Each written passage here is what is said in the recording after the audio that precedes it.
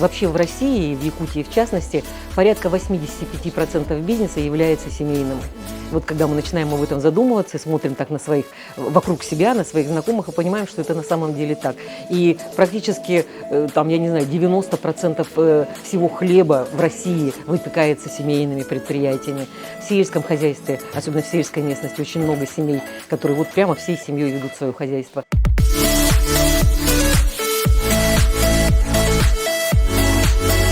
Наша фирма занимается производством ювелирных изделий из золота, серебра в национальном европейском стиле со вставками из драгоценных и полудрагоценных камней. А этот форум очень такой, я бы сказала, рассчитан на более такое вот будущее, да, потому что семейное предпринимательство – это основа основ. Более такое сплоченное, более сильное, оно получается благодаря родным людям, членам семьи. Поэтому такой форум очень важен.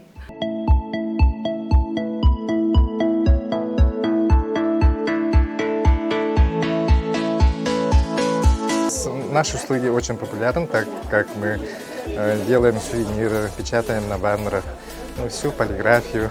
Мы в этот год уже 10 лет работаем. Вот за это время мы сформировали ведение своего бизнеса, чтобы работать чисто на семейном бизнесе.